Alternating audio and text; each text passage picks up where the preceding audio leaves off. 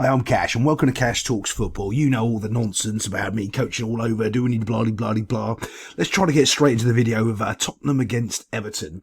If you're interested in any of my other videos, check them out. I do a lot of coaching in the videos when I'm talking. It's not just breakdown analysis. So some videos you'll find really good insights, but you'll also find a general common theme in a lot of the Premier League bad play. And we're about to find one of those out today. And if you're new to the channel, hit a subscribe. If you're one of those people that's been around, someone's got their arm out, and we all know what that means.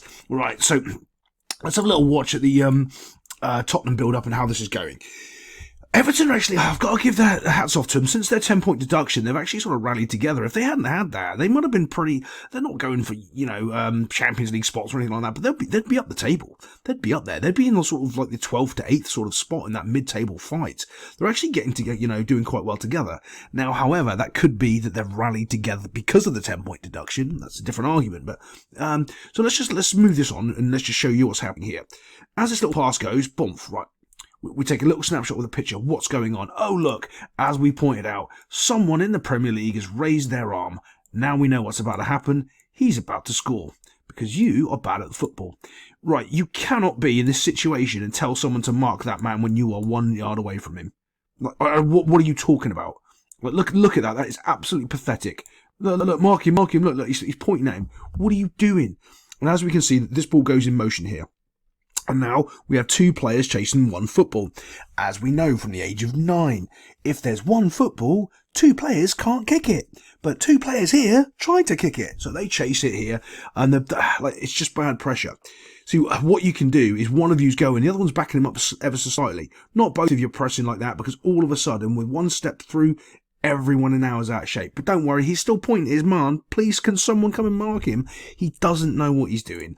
So again, he is absolutely terrible. Telling someone to come and mark this guy when you can just do it yourself, mate. Just do the job. What else are you going to do? This is quite a clever little pass as well. These little half spaces are something that City use all the time. But you can see this gap where he's got pulled up. Can you see that? He's got pulled up, getting sucked into this player, not understanding that the space is dangerous, not the ball, because the ball is too far away from the goal, so the space in behind is the danger that he needs to focus on. He's being pulled up and given this guy more space to run into. This extra little bit here. Yeah, that's the line, but this extra bit here makes his run so much easier. Bosh, and off he goes. See his run, off he goes. Don't worry, he's still not marking him. He's got no idea where he's gone now because, he's terrible at the football. This is quite a little good jump over here. I like that fake. It's really good. Now, of course, he's completely and utterly out of position because he had no intention of playing the game of football anyway. He's trying to tell everyone else what to do. When you're in behind like this, one of my most frustrating things is, especially in the Premier League, is you don't put the ball in early enough. The reason you put the ball in early is because if you look at every single one of these players, they are all running where? Back towards the goal. If you put that ball across, anyone touches it, and obviously not there, about there, anyone touches it and it goes into the net box.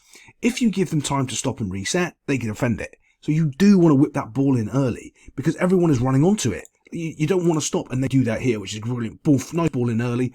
Oh, and there's the guy. It should have been marking Richarlison. And let me just add, you let Richarlison score on you. Oh, he's such a bad footballer. Don't know why. God, why didn't you just mark him? All he had to do the whole time was mark him, and he didn't. Yeah, just telling somebody else what to do from day one, trying to give the responsibility to someone else all the way from back here, and messed it all up. Let's get on to the next goal. Okay, watch again. Oh my God. He's telling somebody what to do again. He's got his arm out, ready to go. This guy's got his arm out because he's running different. This guy's got his arm out because he's trying to tell somebody what to do again. Watch. So as this ball comes in, if you're paying attention, you can see that there's this massive gap already afloat here. This is the problem where you have somebody who doesn't understand short corners. This guy here. So what he's gone and done is so that's the 10-yard line. If you look at those little lines on the side of the field there, that's because it's 10 yards out from the corner flag. One of the greatest things ever is to see how bad referees are, is go and have one of your players stand up here. That's what he's kind of done, because he can get close to the corner.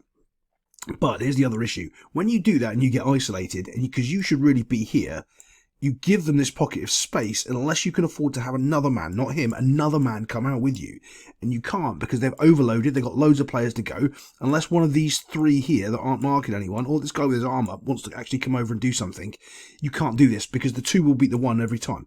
And in this situation, they're playing for a little pup, into here, back to here. You can see what they're setting up to do. And if you pressure that ball there, that's exactly what they're going to do. You can see what they're playing to do. Bump, comes in, and it's a roll ball. Now, here's the other thing. If this guy's deep and he's here, what happens next? So when you're doing these short corners, you're setting up for every sort of permutation that can happen. If this guy is in place here, this pass doesn't go here. It goes back out to him, and he does the delivery. So it doesn't matter which way they go around it. That's why you need the extra body out there, so you can stop all of those things happening. They didn't do that. They don't understand that, so that's why they're getting caught out. Now, this is just awful defending again. Don't worry. He's still telling everybody what to do, not doing anything himself. Now, here's the other one of the key things that you need to watch is how quickly they all run away from the player they're marking. Very important. So let's just watch these go forward here, okay? As we watch this go forward, do you see how quickly everyone has left the players they're marking? We've got two guys completely and utterly open in the box, and I like what this guy does here. He just smashes the ball as hard as he can and tries to make the keeper deal with it. It sounds silly, right? I used to have a guy, oh God, he can hit the ball so hard. No accuracy whatsoever, by the way. Absolutely awful. But if he got it on target, it was in the goal because it was just too hard. And people just used to go, just shoot. And sometimes, you're right, just shoot. Make the keeper make a save. Just shoot. Smash the ball at him. And as he does, but look at how many people have run and left everybody unmarked. No one is wise enough to actually sort of realise what's going on. I don't mind if, especially if one person is running back, but everyone is panicking. Everyone is like, what are you going to do? You're running back towards the goal. Everyone's running back towards the goal. You can see everyone, 1, 2, 3, 4, 5, 6 players running towards the goal for some reason. And then it's just attack to the corner. Not only do they run, when they get there, they all stop. That's the funny part. It's like, oh, okay, well, we ran here. Well, why did we run there? We don't know because we didn't know where the ball was. We all ran back to the goal line for some reason. We didn't know where the ball was, and we all stood still. And I got my hand up still, trying to tell people what to do. Well done, mate. Get yourself a pizza and go home if I were you. Right, let's have a look at the next goal. Okay, so we'll pick this up from here with the keepers. The ball's been put over the top for Everton to run onto. Bit of pressure from on the keeper, and he's dinked the ball to this wee chap here. Now, one of the things that we, when you start coaching, and you coaching your little kiddies and you're doing all that sort of stuff, you learn certain things that you don't get taught in coaching badges. One of the things that people don't teach you in coaching badges is you don't put your foot on the ball. The reason why you don't let your little kids put the foot on the ball, because if anyone touches it or kicks it, two things happen. The kid falls over and they lose the ball. Right, so you don't do that. You put your whole body behind the ball. So imagine if you've got the football in front of you and you put your foot on top of it, well, I can kick it out from underneath there. But if you put your foot behind it, on the side of it, I can't kick it because it kicks and it hits your foot. Your foot's in the way. It's like really, really simple. But what happens is, good players get away with it. But when you're not a good player and you don't quite understand where you can and can't put your foot on the ball, you do things like this. So here's this guy here. He puts his foot on top of the ball and he gets done. Is it a bit of a foul? No, not really. It's one of those things where the player's looking for the foul and not really trying to do anything. Now, if it was given, I've got no questions with it whatsoever.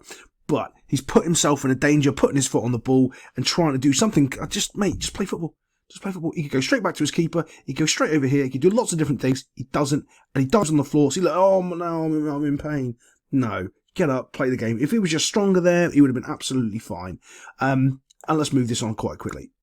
Let's get to the point I want to show. So here we are. This player here is in no man's land. Do we see this? He's playing a game of should he stay or should he go? If he goes, there will be trouble. If he stays, it will be double. So basically, he can't really make a right decision. Well, what have I been telling you all the time? Is the ball at the 18-yard box? No. So what's dangerous, the ball or the space? The space. He has to drop and take this out. He doesn't want to get anywhere near that ball. He doesn't care. When the guy gets to the 18-yard box there, look how far away he is from the net box. The net box is over here. He's not in the scoring funnel, right? So this is the scoring funnel, blah, blah, blah. I'll do a video about that. Actually, let me just do the scoring funnel a little bit better. I'll have to do a video about that for you guys one day. So he's not inside that, right? Because that doesn't count because it's the 18-yard box. That's where you're talking about. He's not inside there. That's where he is. You don't care. And the chances of him scoring, if he gets into here, is very minute because you will be about there and you can step up and pressure the ball there. However, if you don't drop into that space This is what happens. Bump, the ball goes into there. Now remember what I was saying earlier about just smashing the ball at the keeper as hard as you can? That's all this guy does right here. He has his head down, smashes the ball as hard as he can at the keeper, and he hits the target, which is boff, and he gets himself a goal. Overall, it's not a bad finish really, but that's what I'm telling you about. Just sometimes you just got to put your head down, keep the ball low, and smash it on the target. The other guy got a goal because it bounced off somebody, gave a rebound, got a goal. He got his own goal, just doing it himself. But there we go. Don't forget, the space is dangerous. So's the ball, but you've got to identify which one and where. I'll see you next time on Cash Talks Football.